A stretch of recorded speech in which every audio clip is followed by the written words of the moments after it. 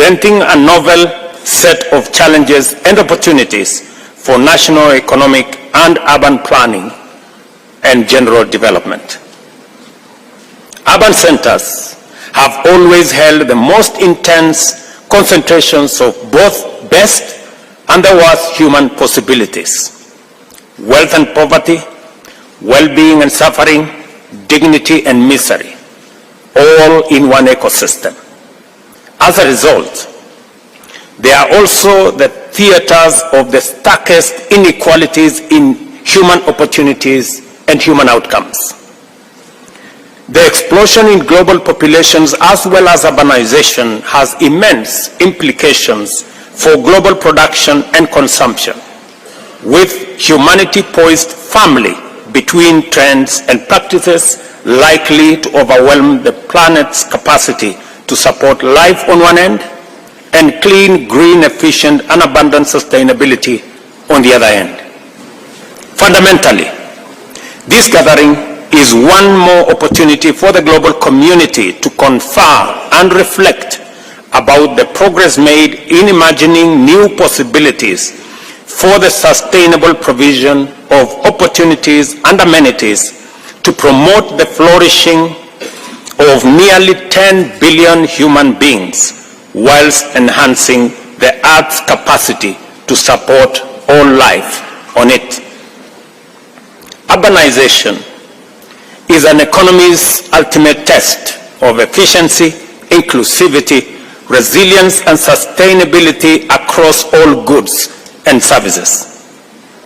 Huge demands for basic goods is always accompanied by tremendous pressure on energy resources and the environment. The connection between prosperity and ecological sustainability is always strong and direct.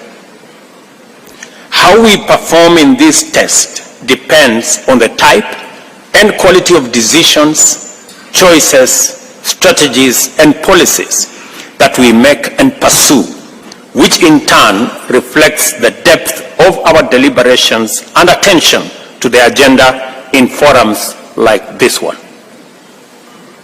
Our progress in affirming the fundamental right to decent housing is critical to the achievement of sustainable urbanization in terms of SDG number 11. Recognizing this imperative and realizing that more than half of Kenya's population will live in urban areas by 2050, we have integrated universal housing as a critical pillar of the national bottom-up economic transformation agenda.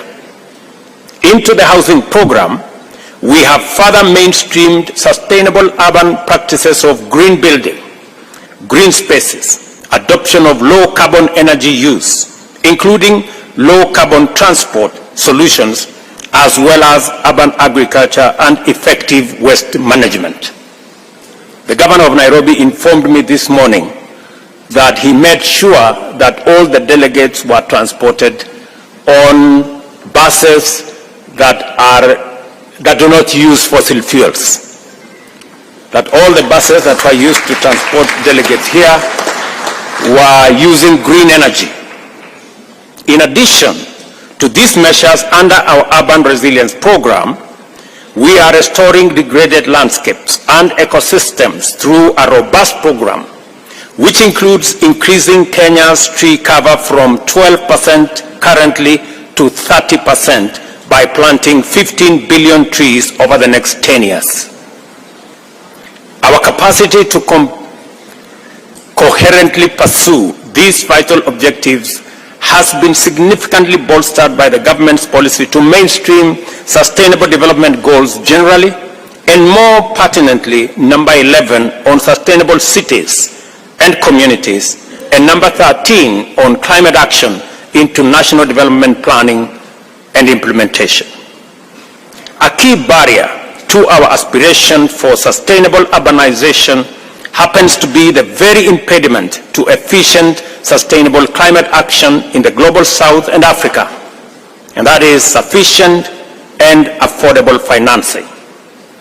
As a result, we are unable to effectively pursue all the opportunities in sustainable urbanization and leverage them to promote the broader agenda of economic transformation